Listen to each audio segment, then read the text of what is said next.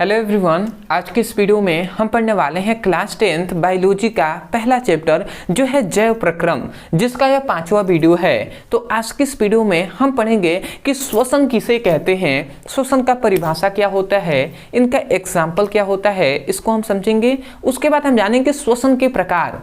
तो श्वसन के दो प्रकार होते हैं, वायवीय श्वसन और अवायवीय श्वसन। तो इन दोनों का परिभाषा एग्जाम्पल क्या होता है पूरा हम डिटेल में समझेंगे। मैं आपको विश्वास दिलाता हूं कि बहुत ही आसानी तरीके से आपको समझ में आएगा। तो चलिए हम देख लेते हैं।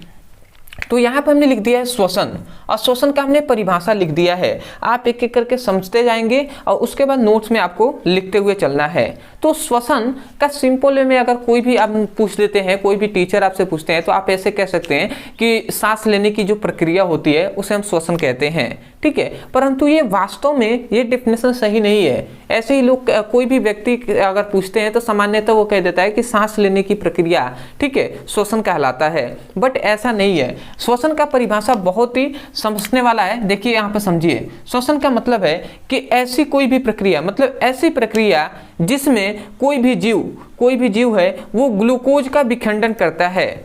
मतलब जीवों द्वारा एक ऐसी प्रक्रिया जिसमें जो ग्लूकोज होता है,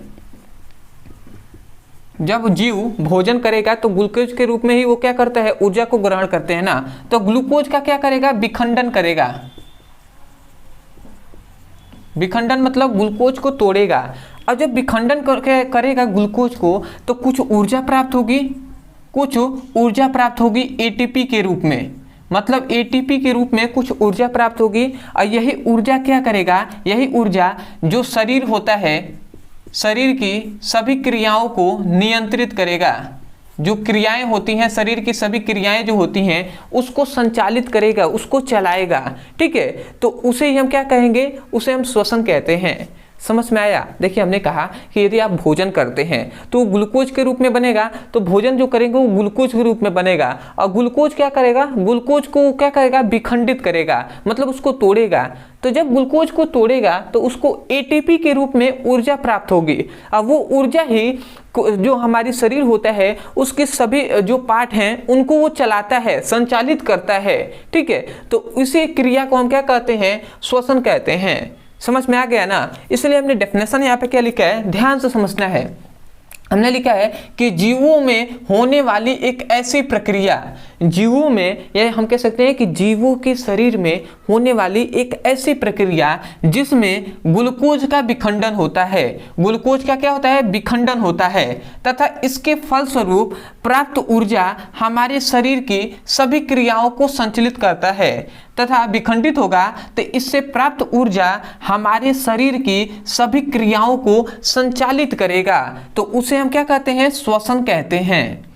तो आशा करते हैं आपको समझ में आ गया होगा। तो श्वसन का अगर आपसे कोई डेफिनेशन पूछता है तो आप क्या कहेंगे कि जीवों के शरीर में होने वाली एक ऐसी प्रक्रिया जिसमें ग्लूकोज का विखंडन होता है, तथा इससे प्राप्त ऊर्जा शरीर के सभी क्रियाओं को नियंत्रित करता है या संचालित करता है, तो उसे हम श्वसन कहते हैं। तो आशा करते हैं कि आपको डेफिनेशन समझ में आ गया होगा। इसको रट्टा नहीं मारना है, इसको समझकर आपको याद करना है। अब आते हैं कि श्वसन का एग्जाम्पल क्या होगा। तो श्वसन का एग्जाम्पल आप दे सकते हैं, मैं यहाँ पे एग्जाम्पल लिख दे रहा हूँ। देखिए इसका एग्जाम्पल आप सबसे पहला दे सकते हैं, जैसे ग्लूकोज है C6H12O6। तो ग्लूकोज जो है इसको यदि हम ऑक्सीजन के उपस्थिति में, यदि हम ऑक्सीजन के अनुपस्थिति में, यहाँ पर ऑक्सीजन नहीं है, ठीक है, जब ऑक्सीजन नहीं है तो यदि हम ऑक्सीजन के अनुपस्थिति में इसका विखंडन करते हैं तो क्या होता है, ये C2H5OH दो मात्रा में C2H5OH मतलब एसिटिक, जो क्या होता है, जो एल्कोहल होता है, एथिल एल्कोहल देता है दो मात्रा में, और उसके बाद प्लस ये क्या देता है, कार्बन डाइऑक्साइड देता है दो मात्रा में, और उसके बाद ये 8 एटीपी ऊर्जा मुक्त करता है।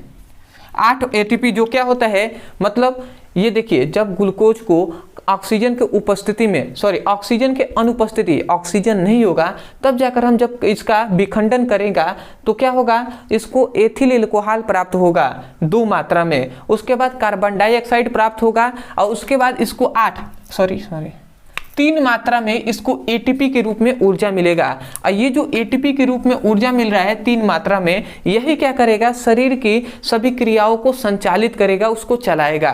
तो ये आपका पहला एग्जाम्पल हो गया। यदि दूसरा एग्जाम्पल लेना चाहें तो दूसरा, यदि C6H12O6 ग्लूकोज को लेते हैं और ऑक्सीजन के उपस्थिति में हम क्रिया कराते हैं, ऑक्सीजन उसमें रहेगा, तो जब ऑक्सीजन रहेगा तो यहाँ पे क्या होगा, तब जाकर कार्बन डाइऑक्साइड प्राप्त होगा 6 मात्रा में जल प्राप्त होगा और उसके बाद 38 मात्रा में क्या होगा, एटीपी के रूप में ऊर्जा निकलेगा।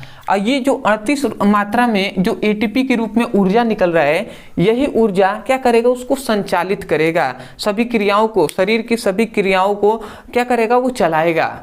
तो आशा करते हैं आप समझ गए होंगे। तो अब आते हैं इसके प्रकार। तो ये 2 एग्जाम्पल आप लिख सकते हैं। उसके बाद इसके 2 प्रकार होते हैं। पहला होता है वायवीय शोषण।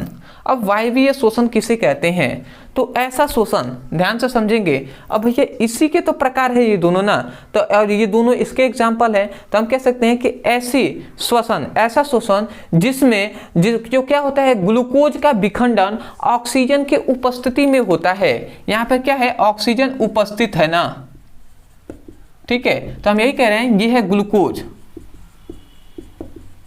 तो हम यही कह रहे हैं कि ऐसा श्वसन, यहाँ श्वसन की प्रक्रिया हो रही है, तो ऐसा श्वसन जिसमें ग्लूकोज का विखंडन ऑक्सीजन के उपस्थिति में होता है, तो उसे हम क्या कहेंगे, उस श्वसन को वायवीय शोषण कहते हैं। तो यही हमने डेफिनेशन लिखा है कि ऐसा श्वसन जिसमें ग्लूकोज का विखंडन ऑक्सीजन के उपस्थिति में होता है, तो उसे हम क्या कहते हैं, वायवीय श्वसन कहते हैं। इसका एग्जाम्पल आप यही वाला लिख लेंगे कि नहीं, बिल्कुल आप लिख सकते हैं। दूसरा आता है, देखिए यहाँ पे ऑक्सीजन के उपस्थिति में क्रिया कराया गया है। दूसरा आता है अवायवीय शोषण। अवायवीय शोषण का मतलब कि ऐसा शोषण जिसमें ग्लूकोज का विखंडन वायु मतलब ऑक्सीजन के अनुपस्थिति में होता है, मतलब जहाँ पर ऑक्सीजन नहीं होगा तो ऑक्सीजन के अनुपस्थिति में होता है, तो उसे हम अवायवीय शोषण कहते हैं। डेफिनेशन भी हमने लिखा है, ऐसा शोषण जिसमें ग्लूकोज का विखंडन ऑक्सीजन के अनुपस्थिति, ये याद रखेंगे, अनुपस्थिति में होता है, तो उसे हम अवायवीय शोषण कहते हैं। तो आशा करते हैं कि दोनों का आपको परिभाषा समझ में आ गया होगा। आइए दूसरे के लिए आप लिख लेंगे, इसका ये एग्जाम्पल हो जाएगा। देख रहे हैं ना, ऑक्सीजन के अनुपस्थिति में हो रहा है ये ग्लूकोज का विखंडन। तो आशा करते हैं कि आपको समझ में आ गया होगा इसका परिभाषा, एग्जाम्पल, सब कुछ। तो यदि आपको समझ में आया है तब जाकर आप चैनल को सब्सक्राइब कर दीजिएगा। अदरवाइज यदि आपको कोई भी ऐसा टॉपिक है जो है फिजिक्स में, केमिस्ट्री में, बायोलॉजी में समझ में नहीं आता है, यदि आप उसको अच्छे से समझना चाहते हैं, तो केवल आप उस टॉपिक का यूट्यूब पर नाम लिखकर अंत में हमारे चैनल का नाम लिखकर सर्च कर दीजिएगा, आपको तुरंत वो वीडियो मिलेगा, तो वहाँ से उसकी पढ़ाई कर सकते हैं। अदरवाइज यदि आप भी क्लास 10th का फिजिक्स, केमिस्ट्री और बायोलॉजी का चैप्टर वाइज सीक्वेंस में सभी वीडियो को पढ़ना चाहते हैं, तो नीचे डिस्क्रिप्शन बॉक्स में प्ले लिस्ट का लिंक दे दिया जाएगा, तो उस लिंक पर क्लिक करके आपको सभी वीडियो मिल जाएंगे चैप्टर वाइज सीक्वेंस में, तो वहां से उसकी पढ़ाई कर सकते हैं। तो आशा करते हैं आप समझ गए होंगे। तो चलिए दोस्तों, आज के लिए इतना ही, मिलते हैं एक नए टॉपिक के साथ, तब तक के लिए धन्यवाद। जय हिंद, जय भारत।